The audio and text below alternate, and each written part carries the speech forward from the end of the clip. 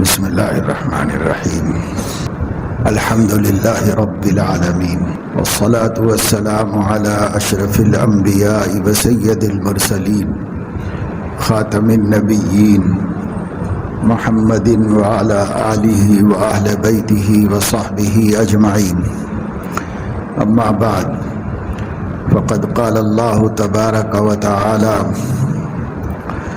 والذین جاءوا من بعدهم يقولون ربنا اغفر لنا ولإخواننا الذين سبقونا بالإيمان ولا تجعل في قلوبنا غلا للذين آمنوا ربنا إنك رؤوف رحيم صدق اللہ العظیم۔ سورۃ الحشر کی اس آیت سے پہلے اللہ تبارک و تعالی شانہ نے مہاجرین اور انصار کی تعریف فرمائی ہے۔ مہاجر وہ صحابہ کرام ہیں جنہوں نے اسلام لانے کے بعد اپنے وطن کو اپنے دین کی حفاظت کے خاطر خیر باد کہہ دیا، اعزہ کو، رشتہ داروں کو، دوست احباب کو، جائیداد پراپرٹی کو، ہر چیز کو چھوڑ کر دارالاسلام میں پہنچ گئے، مدینہ منورہ میں جا کر اپنی زندگی گزاری۔ وہ اپنے گھروں کے اچھے لوگ تھے، اپنے مکان جائیداد سب رکھتے تھے، ایسا نہیں تھا کہ محتاج تھے۔ ان میں کچھ لوگ محتاج بھی ہوں گے، لیکن ان کی اکثریت مکے کے اندر اپنے مکانات، اپنی جائیدادیں سب رکھی ہوئی تھی، ان کا اپنا کاروبار تھا۔ لیکن اللہ تعالیٰ نے ابتدائے دور اسلام کی مصلحت سے یہ ہدایت جاری فرمائی تھی کہ جو کوئی بھی ایمان والا ہے وہ سب کے سب ایک جگہ جمع ہو جائیں، ہر ایمان والا دارالاسلام میں آ جائے، سب مدینے میں رہیں، کیونکہ اللہ کا نبی مدینے میں ہجرت کر کے مقیم تھے۔ آپ صلی اللہ علیہ وسلم وہاں ایک اسلامی سماج تشکیل دے رہے تھے، ایک اسلامی نظام قائم کر رہے تھے۔ مکہ مکرمہ میں تو صرف دعوت کا دور تھا، اور وہ بھی سخت مخالف ماحول کے اندر دعوت کا دور تھا۔ لیکن حضور علیہ السلام کو جب اللہ نے ہجرت کرا کے مکے سے مدینہ بھیجا اور وطن سے بے وطن کیا، تو اللہ کے نظام کے مطابق مدینہ ایسی جگہ تھی جہاں سے نظام اسلامی کا قیام ہو سکتا تھا، جہاں مملکت اسلامی قائم ہو سکتی تھی۔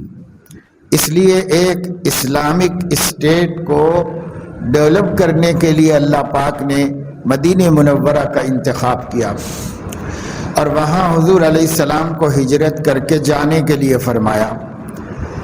بہت سارے لوگ تو پہلے ہی ہجرت کر کے مدینہ پہنچ گئے تھے، پھر اس کے بعد آپ گئے، اور آپ کے بعد بھی یہ حکم برقرار رہا مکہ فتح ہونے تک کہ ہر مومن کو مدینہ چلے جانا چاہیے، دارالاسلام میں اللہ کے نبی کی عمارت میں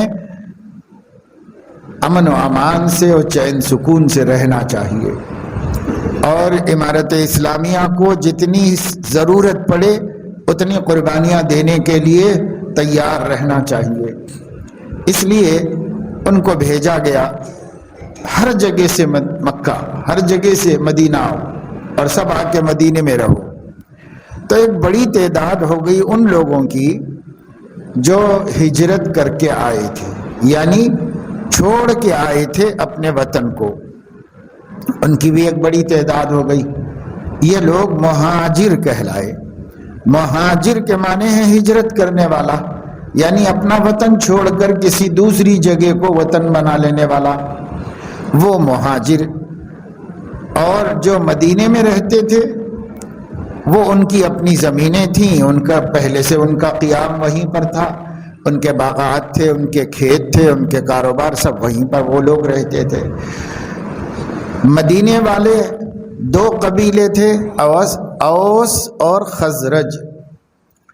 یہ دو قبیلے مسلمان ہو گئے تھے، ایک آدھ کو چھوڑ کر باقی سب کے سب مسلمان تھے، اور ان لوگوں نے ہی حضور علیہ السلام کو آنے کی دعوت دی تھی کہ آپ ہمارے شہر میں آ کر امن و امان سے رہیے، آپ کو وہاں کوئی نقصان نہیں ہوگا، ہم حفاظت کریں گے آپ کی، آپ وہاں آ جائیے۔ تو یہ لوگ نبی کی بھی نصرت کر رہے تھے، اور جو لوگ ایمان لا کر دوسری جگہ سے یہاں پہنچ رہے تھے ان کی بھی نصرت کر رہے تھے۔ تو انصار کی بھی اللہ نے تعریف فرمائی اور مہاجرین کی بھی اللہ نے تعریف فرمائی۔ للفقراء الذین اخرجوا من دیارہم واموالہم یبتغون فضلا من اللہ ورضوانا وینصرون اللہ ورسولہ اولئک هم الصادقون۔ یہ مہاجرین ہیں۔ فقراء ان کو اس لیے کہا کہ یہ گھر پہ کتنے ہی امیر ہوں گے لیکن ہجرت کے بعد بیچارے محتاج ہی تھے، سب ان کے پاس کچھ بھی نہیں تھا۔ بعض تو جسم کے کپڑوں سے آئے، پیدل آئے، بعض کو زیادہ سے زیادہ سواری میسر ہوئی، اپنے اونٹ پہ بیٹھ کے آئے بس، اور ان کے پاس کچھ نہیں تھا۔ مال جائیداد جاگیر سب چھوڑ دینی پڑی تھی مکے سے نکلنے کے واسطے، اس لیے یہ لوگ فقراء بن گئے تھے۔ حالانکہ فقراء تھے نہیں، لیکن اسلام کے خاطر بن جانا پڑا ان کو فقراء، سب چھوڑ دیا تھا، اس لیے اللہ تعالیٰ نے ان کو اسی نام سے پکارا، الفقراء، ان کو اسی نام سے اللہ نے پکارا۔ یہ کون ہیں فقراء؟ الذین اخرجوا من دیارہم واموالہم، ان لوگوں کو نکالا گیا تھا، یہ خوشی سے تھوڑا ہی چھوڑ کے آ رہے تھے، ان کو ان کے دشمنوں کی وجہ سے نکالا گیا تھا۔ کہاں سے؟ من دیارہم واموالہم، مال سے بھی علیحدہ کر دیا گیا تھا، اور ان کے گھروں سے، ان کے وطن سے بھی ان کو علیحدہ کر دیا گیا تھا۔ تو گھر سے بے گھر ہوئے اور مال سے بے مال ہوئے، تو یہ فقراء ہیں۔ مہاجرین کو اللہ نے الفقراء فرمایا۔ یہ فقراء تھا تو بہت کچھ، لیکن اب کچھ نہیں رہا، اب یہ محتاج ہی ہو گئے۔ کیوں ہو گئے ہیں؟ یبتغون فضلا من اللہ ورضوانا، وہ اللہ تعالیٰ کے فضل اور اللہ کی رضا کی تلاش میں سب چھوڑ چھاڑ کے آ گئے تھے۔ ان کو اللہ تعالیٰ کا فضل چاہیے تھا، اور ان کو اللہ تعالیٰ کی رضا چاہیے تھی۔ اللہ تعالیٰ کی رضا کے ساتھ جو کچھ مل جائے وہ اللہ کا فضل ہے، اور اللہ کی رضا کے بغیر جو کچھ ملے وہ اللہ کا فضل نہیں ہے، وہ اللہ کی طرف سے آزمائش ہے اور فتنہ ہے بندے کے لیے، یعنی اس کا امتحان ہے۔ تو فضل الہی کے ساتھ تھوڑا بھی ملے تو رضا الہی کے ساتھ تھوڑا بھی ملے تو فضل ہے، اور رضا الہی کے بغیر کائنات بھی مل جائے تو وہ اللہ کا فضل نہیں ہے، وہ اللہ تعالیٰ کا ابتلا ہے، امتحان ہے، آزمائش ہے۔ تو یہ بیچارے فقیر کیسے ہو گئے؟ یہ لوگ محتاج کیوں بن گئے؟ ان کا گھر تھا، بے گھر کیوں ہو گئے؟ ان کا مال تھا، بے مال کیوں ہو گئے؟ محتاج کیوں ہو گئے؟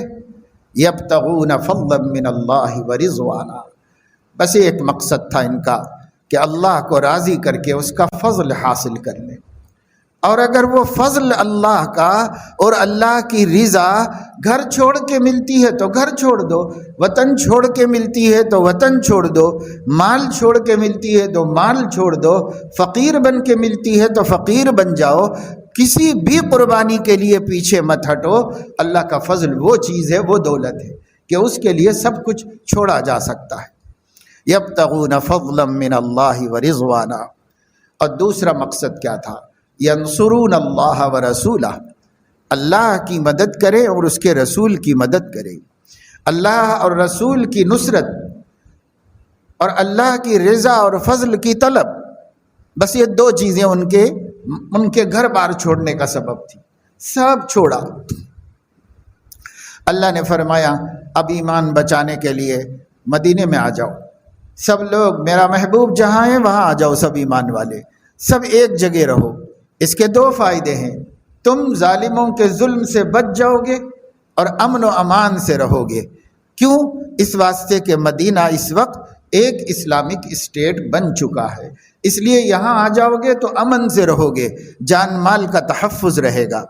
اور دوسرے یہ کہ ابھی اسلامی نظام کو وسعت دینے اور بڑھانے کے لیے بڑے بڑے کارناموں اور معرکوں اور غزوات و سرایا کی ضرورت ہے، یعنی جنگی اقدامات کی ضرورت ہے، تو اس کے لیے افراد کی ضرورت ہے۔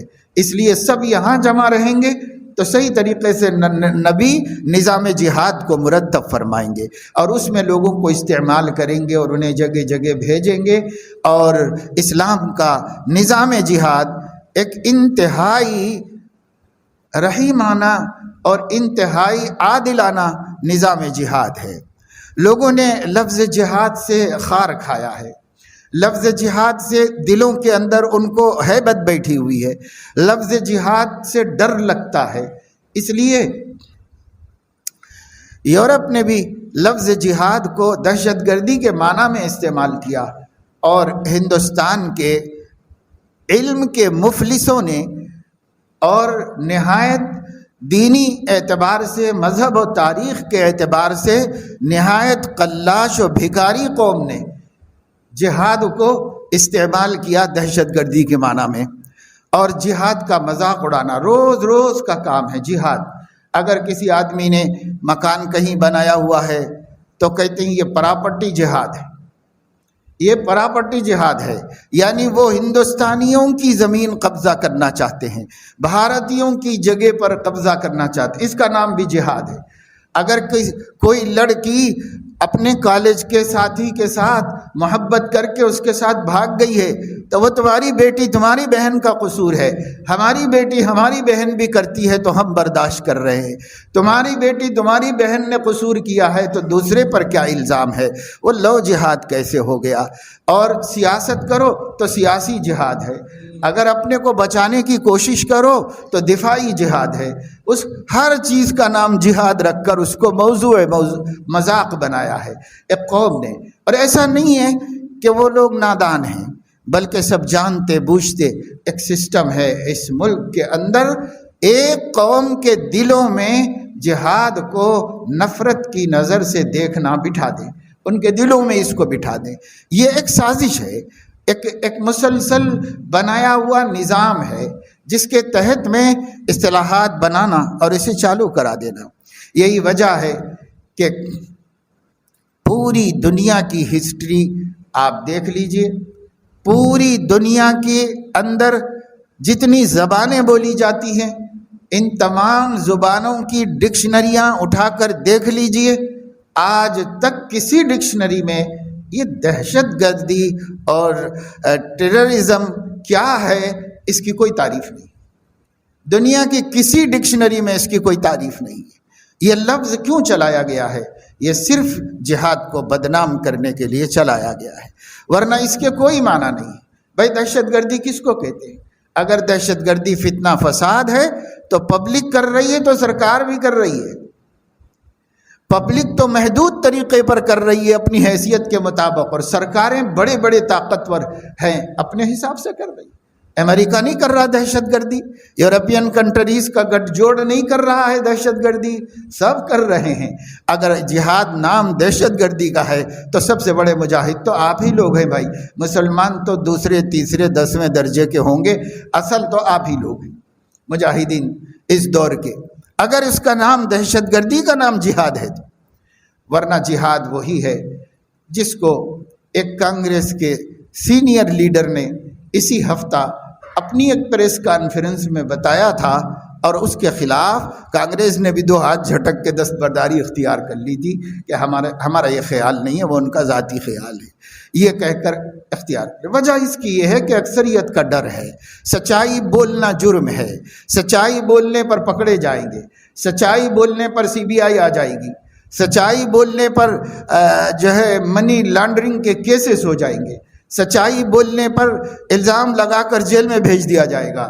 سچائی نہیں بولی جا سکتی اس دور میں، لیکن افسوس یہ ہے کہ مسلمان سچائی جانتا بھی نہیں، چاہے بول نہ سکے جانتا تو ہو، جانتا بھی نہیں مسلمان یاد رکھو جس لفظ کا نام، جو لفظ جہاد کے نام سے موسوم ہے، یہ عربی زبان کا لفظ ہے اور اس کے معنی ہیں الجہاد۔ الجہاد اس کے معنی ہیں اپنی تمام تر صلاحیت کو صرف کر دینا، اپنی طاقت کو صرف کرنا، اپنے پیسے کو صرف کرنا، اپنی صلاحیتوں کو، اپنی استعدادوں کو صرف کرنا، اسے خرچ کر دینے کو اور راہ خدا کی تکلیفیں برداشت کرنے کو اسلام میں الجہاد کہا جاتا ہے۔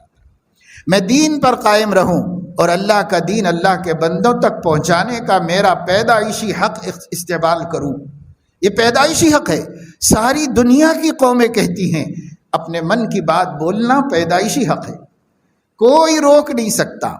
قوانین بنائے گئے ہیں دنیا کے اندر کہ کسی آدمی کو اپنی رائے کے اظہار سے روکا نہیں جا سکتا، جو اس کی رائے ہے ظاہر کر سکتا ہے۔ نبیوں کی گستاخی اس کی رائے ہے تو ظاہر کر سکتا ہے، بڑے بڑے لوگوں کی شان میں بدتمیزی اس کی رائے ہے تو وہ ظاہر کر سکتا ہے۔ قانون بنایا گیا ہے، سیکورٹی فراہم کی گئی ہے اپنی رائے کو ظاہر کرنے والوں کے سامنے۔ تو یہ مسلمان کا پیدائشی حق ہے، یہ اظہار رائے کا بنیادی حق ہے، عالمی حق ہے، انسانی حق ہے کہ وہ یہ بولے کہ اللہ ایک ہے، وہ یہ بولے کہ میں حضرت محمد صلی اللہ علیہ وسلم کو اللہ کا بھیجا ہوا رسول سمجھتا ہوں۔ میری رائے یہ ہے اور میرا ماننا یہ ہے کہ قرآن نام کی جو کتاب ہے وہ اللہ کی اتاری ہوئی ہے۔ بھئی یہ اس کی رائے ہے، نہیں بول سکتا، ہر آدمی اپنی رائے بول سکتا ہے، تو یہ شخص اپنی رائے نہیں بول سکتا؟ یہ بول سکتا ہے۔ ہندوستان کے آئین کے مطابق، دستور ہند کے مطابق، جس کو بھارت کا آئین کہا جاتا ہے، اس کے مطابق ہندوستانیوں کے، بھارتیوں کے فنڈامنٹل رائٹس میں، بنیادی حقوق میں یہ بات لکھی ہوئی ہے، کوئی بھی پڑھ سکتا ہے۔ ہر زبان میں دستور چھپا ہوا ہے، ہر ہندوستانی زبان میں دستور ملتا ہے، کوئی بھی پڑھ سکتا ہے۔ یہ بنیادی حق دیا گیا ہے ہر بھارت کے شہری کو کہ وہ اپنے پسند کا عقیدہ اختیار کرے اور وہ اپنے پسندیدہ عقیدے کو دوسرے کے سامنے رکھے، دوسرے کے سامنے بھی پیش کر سکتا ہے، اس کا بھی اختیار دیا گیا ہے۔ لیکن کوئی پیش کرے تو وہ رائٹ کے مطابق کر رہا ہے، کوئی اور پیش کرے تو وہ دیش کا غدار ہے اور اسے برباد کرنے کی سازش کر رہا ہے۔ جب یہ دو نظریے ہو جائیں گے حکمرانوں کے تو بدامنی ہوگی، بے چینی ہوگی، اور پھر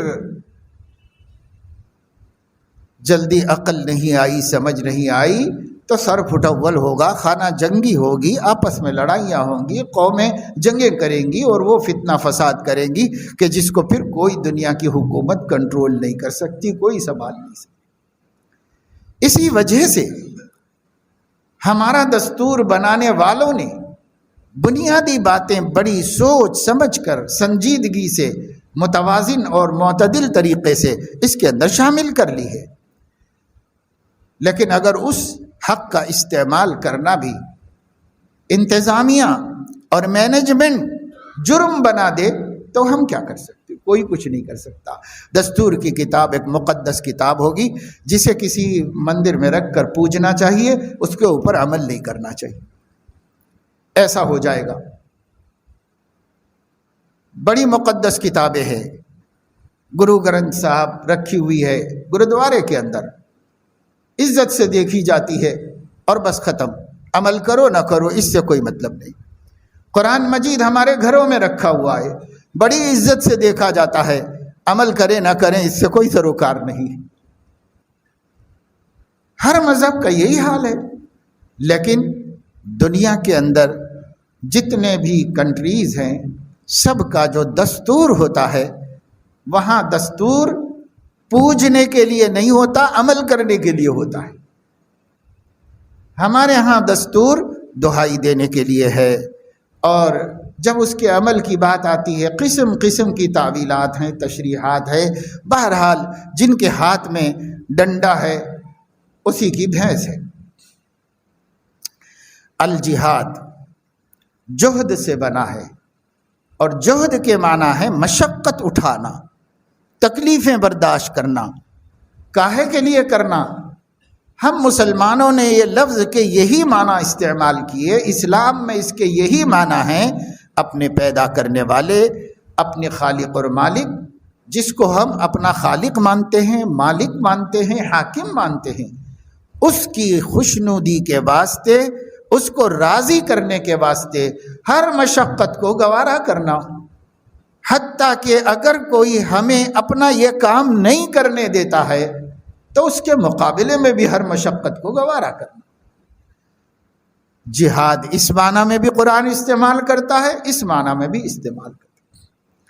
وَالَّذِينَ جَاهَدُوا فِينَا لَنَهْدِيَنَّهُمْ سُبُلَنَا، یہاں پر جاہدو کے معنی کسی سے ٹکرانے کے نہیں ہے، یہاں پر لڑنے کے معنی نہیں ہے۔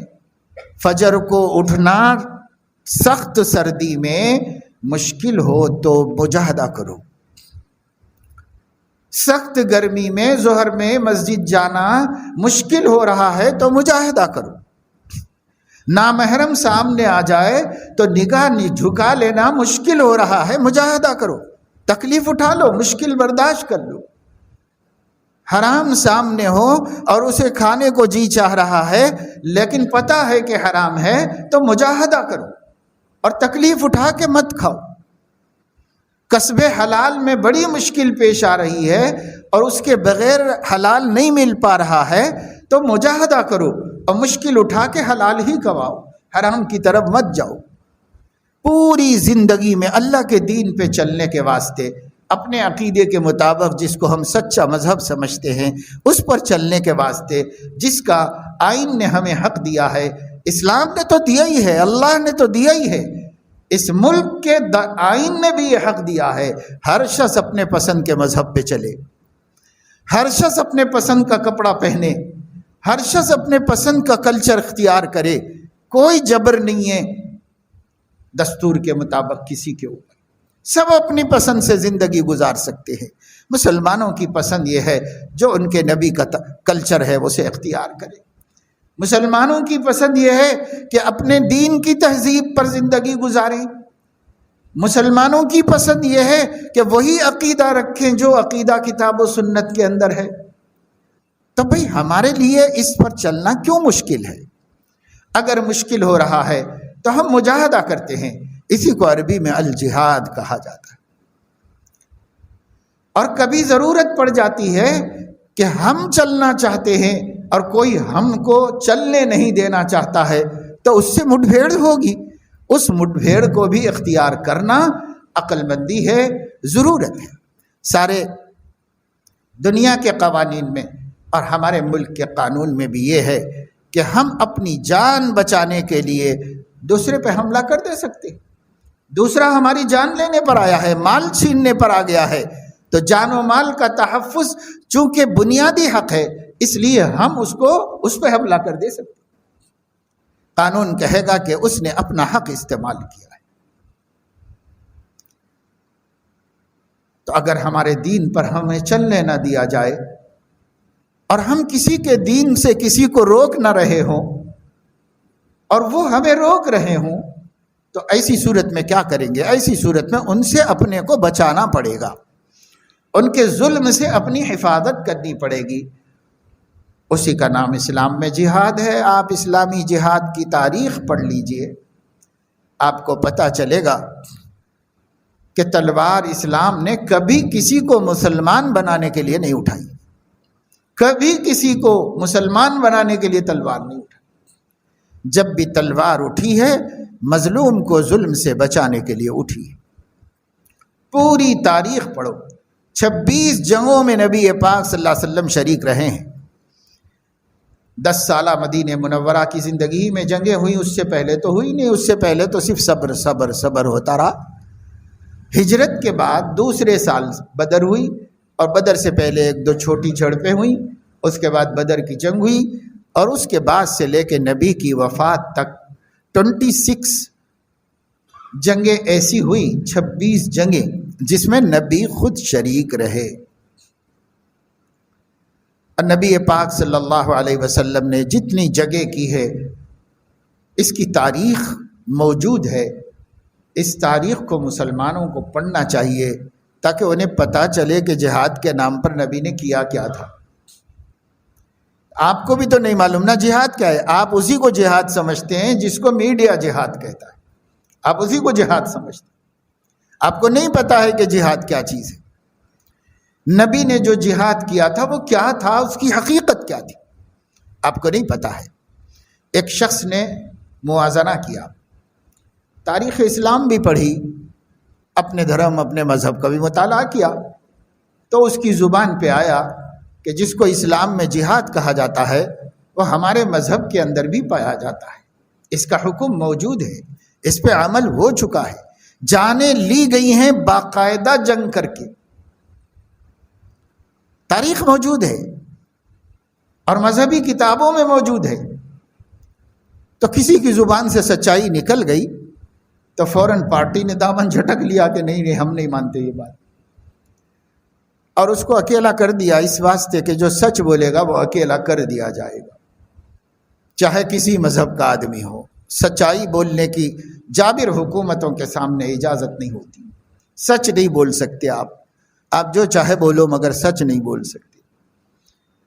آج مسلمانوں کو چاہیے کہ وہ خود جان لیں تاکہ خود دھوکے میں نہ رہیں, دوسرے کے کہنے سے دھوکے میں نہ آ جائے, اور اپنے اللہ, اپنی قرآن اور اپنے نبی کے بارے میں بدگمانی کے شکار نہ ہو جائے. دلوں میں ڈاؤٹس نہ پیدا ہو جائیں جیسا کہ پیدا ہوتے جا رہے ہیں مسلمانوں کے قلوب کے اندر. کیوں اپنا دین خود نہیں جانتے, اپنی تاریخ خود نہیں جانتے؟ اب تاریخ تو مٹا دی جا رہی ہے. آپ اپنے ملک کی تاریخ بھی صحیح شکل میں دیکھنا ہو تو اب دیکھ لے سکتے ہو. ابھی لائبریریوں میں کتابیں موجود ہیں, ابھی سچائی سامنے آ سکتی ہے. ابھی برٹش لائبریری آزاد ہے پوری دنیا والوں کے واسطے.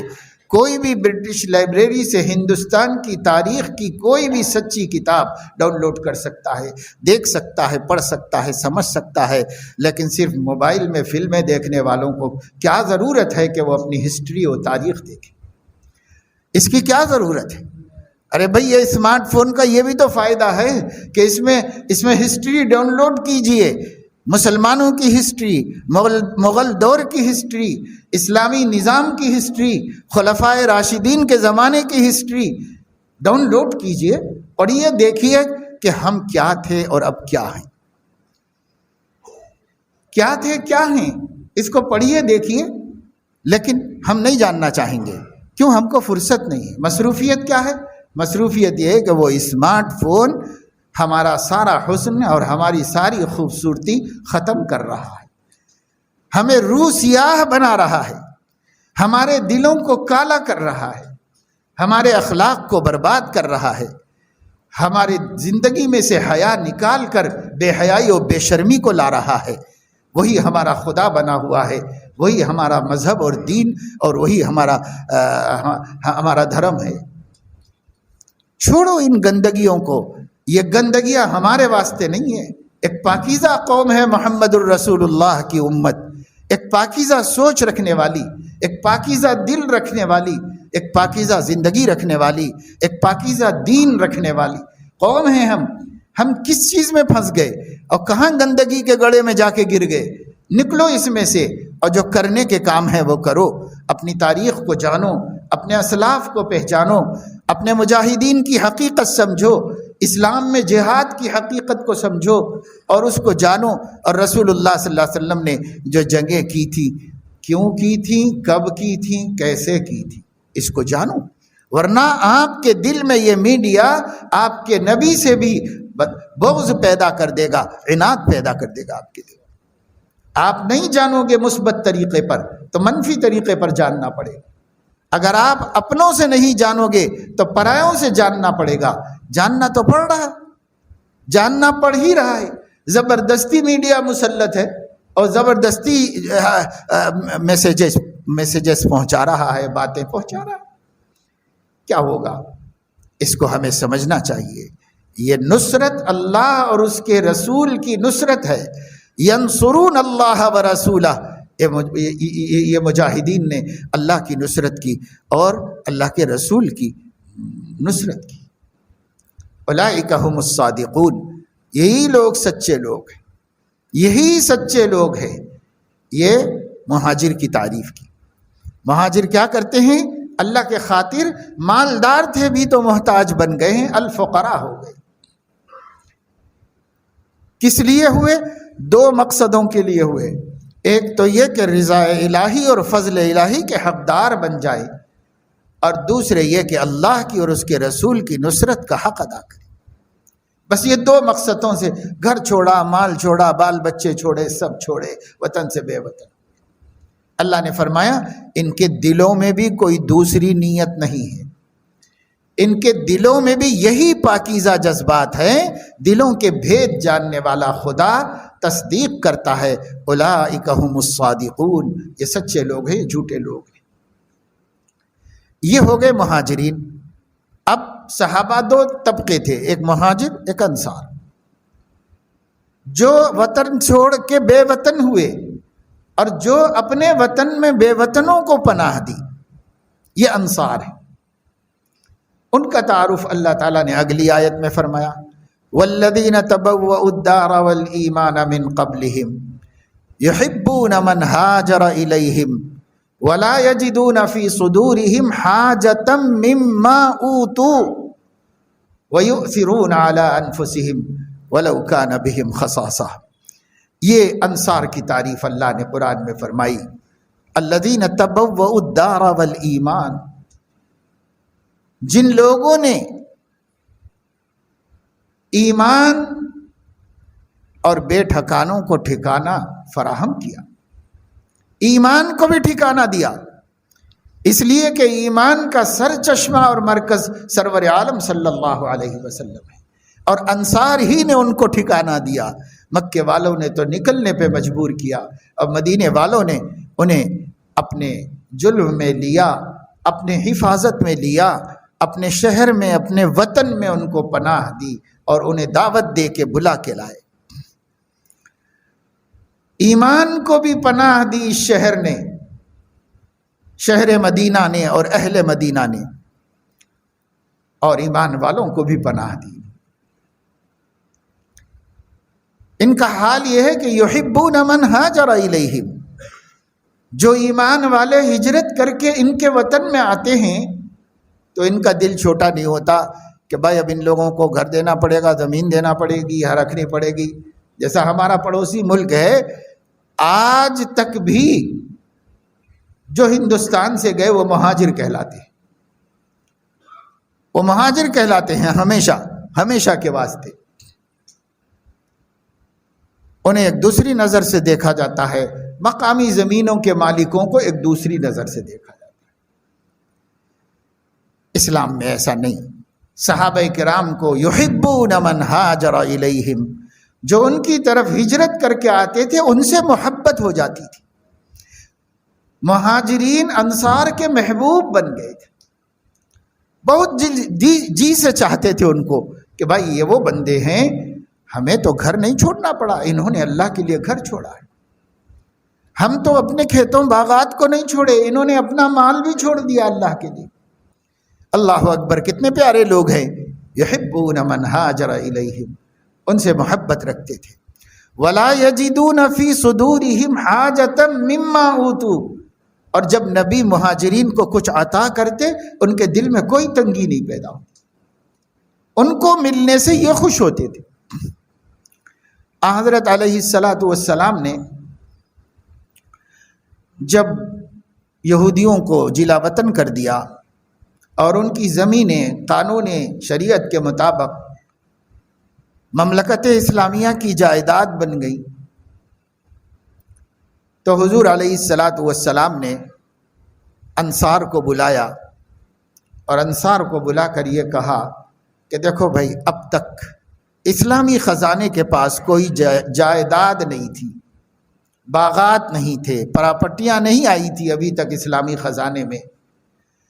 اب دو بڑی بڑی قوموں کے جلا وطن ہونے کی وجہ سے بیت المال کے اندر بہت بڑی بڑی پراپرٹیاں آئی ہوئی ہے۔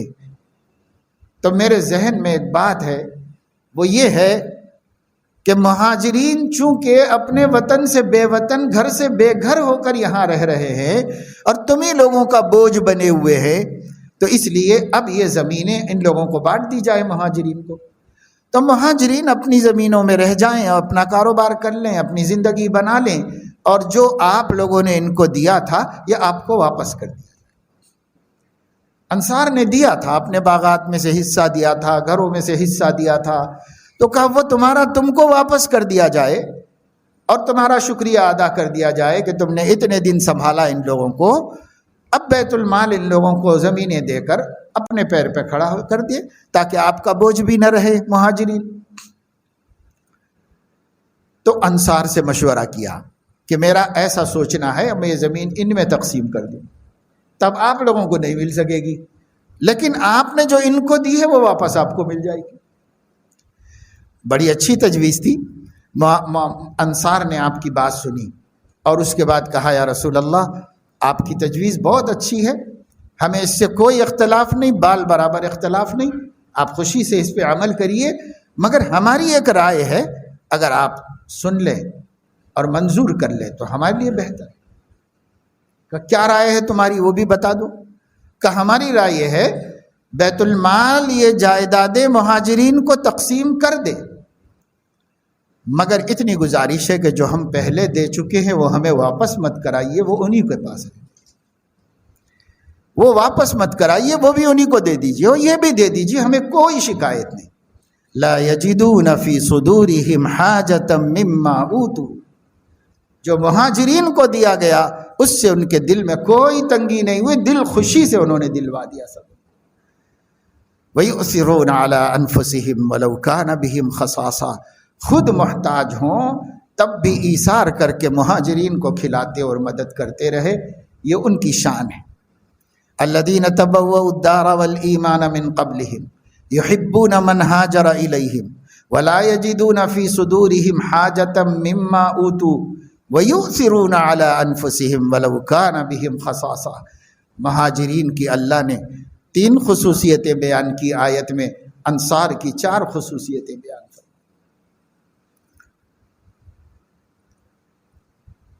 اور چونکہ بخیل ایسا نہیں کر سکتا، اس لیے فرمایا وَمَن يُوقَ شُحَّ نَفْسِهِ فَأُولَٰئِكَ هُمُ الْمُفْلِحُونَ، جو اپنے نفس کے بخل سے بچا لیا گیا وہی فلاح پانے والا ہے۔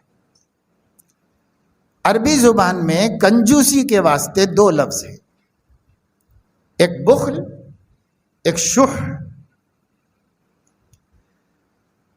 بخل کہتے ہیں اپنے مال کو ضرورت میں خرچ کرنے سے ہاتھ کھینچنا، اور شح کہتے ہیں دوسرا سخاوت کر رہا ہے تو اس پہ بھی جی جلنا، یعنی حد ہو گئی بخل کی کہ اپنا تو کر نہیں سکا، دوسرا کر رہا ہے وہ بھی نہیں پسند آ رہا ہے، اس کو شح کہتے ہیں۔ وَمَن يُوقَ شُحَّ نَفْسِهِ فَأُولَٰئِكَ هُمُ الْمُفْلِحُونَ۔ صحابہ کرام کو مہاجرین کی سخاوت پر کوئی تکلیف نہیں، خوشی ہوتی تھی، خوشی ہوتی تھی۔ اس لیے اللہ تعالیٰ نے فرمایا یہ اچھی صفتوں والے انصار، یہ اچھی صفتوں والے مہاجر۔ مہاجرین کے بارے میں فرمایا اولئک هم الصادقون، اور انصار کے بارے میں فرمایا اولئک هم المفلحون، یہی لوگ فلاح پانے والے ہیں، کامیاب، دنیا میں آخرت میں کامیاب، دونوں جگہ ان کو کامیابی۔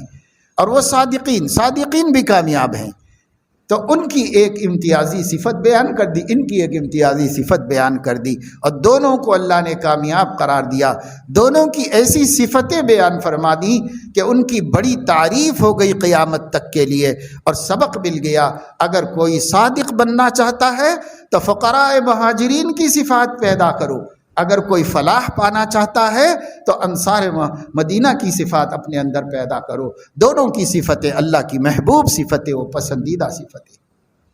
اب آگے ایک بات تابعین کی بیان فرمائی، وہی آیت میں نے پڑھی تھی خطبے میں، تابعین کی صفت بیان فرمائی۔ والذین جاءوا من بعدہم، اب جو لوگ ان کے بعد آئے، مہاجرین و انصار کے بعد آئے، یہ تابعین ہیں جنہوں نے صحابہ کی صحبت پائی، جنہوں نے صحابہ سے دین سیکھا، جنہوں نے صحابہ سے اپنی تربیت کرائی، یہ تابعین کرام ہیں۔ والذین جاءوا من بعدہم یقولون، وہ لوگ یہ کہتے تھے ربنا اغفر لنا ولاخواننا الذین سبقونا بالایمان، اے ہمارے پروردگار ہماری بھی بخشش کر دیجئے اور ان لوگوں کی بھی جو صحابہ ہم سے پہلے گزر گئے، انصار و مہاجرین ہم سے پہلے ایمان لے کے چلے گئے دنیا سے، ان کی بھی بخشش کر دیجئے۔ یعنی انصار و مہاجرین کے لیے بعد میں آنے والی قوموں کی ذمہ داری ہے دعائے مغفرت کرتے رہیں، لیکن چونکہ سب سے زیادہ ہم محتاج ہیں تو پہلے اپنی بات کریں۔ ربنا اغفر لنا ولاخواننا الذین سبقونا بالایمان، جو لوگ ہم سے پہلے ایمان لے کے دنیا سے چلے گئے ان مومنین کی بخشش کر دیجئے، مغفرت فرما دیجئے۔ وَلَا تَجْعَلْ فِي قُلُوبِنَا غِلًّا لِلَّذِينَ آمَنُوا، اور اے اللہ ہم لوگ بعد میں آئے ہیں، ہمارے دلوں میں صحابہ کے بارے میں کوئی کینہ مت پیدا ہونے دیجیے۔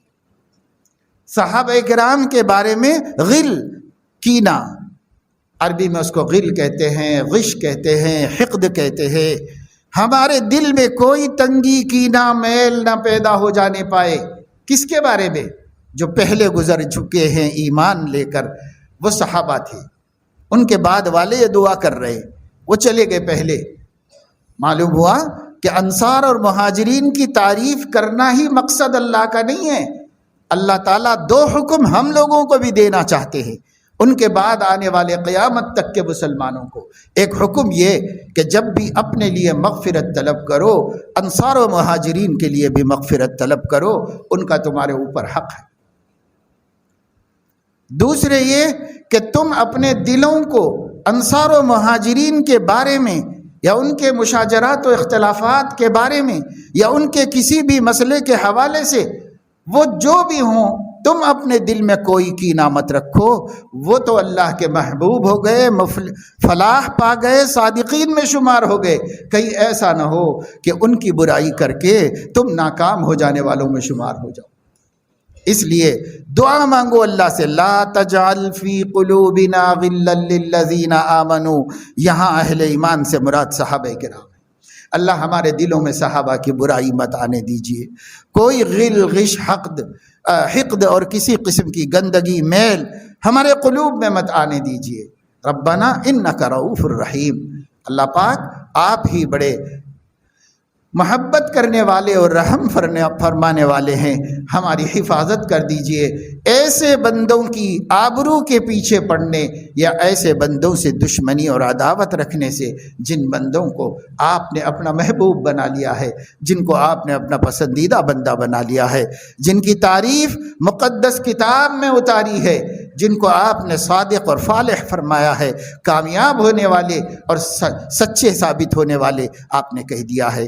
وہ جب سچے ہیں آپ کی نظر میں تو ہم ان سے محبت رکھتے ہیں، وہ آپ کی نظر میں مفلح اور فلاح پانے والے ہیں تو ہم ان سے محبت رکھیں گے تاکہ ان کی برکت سے ہم لوگ بھی فلاح پانے والے ہو جائیں، ہمارے اندر بھی منافقت نکل کر صداقت آ جائے اور سچائی ہمارے اندر آ جائے ان کی محبت کی برکت سے۔ اسی لیے شاعر کہتا ہے، احب الصالحین ولست منہم لعل اللہ یرزقنی صلاحا، میں نیک بندوں سے محبت رکھتا ہوں اگرچہ کہ ان کے جیسا نہیں ہوں، مجھے امید ہے کہ ان کی محبت کے صدقے اللہ مجھے بھی ان جیسے لوگوں میں شامل فرما دے گا۔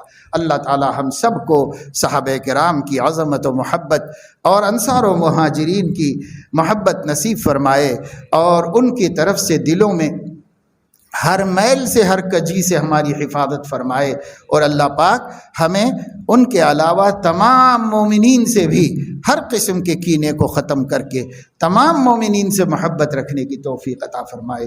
آمین وآخر دعوانا الحمدللہ۔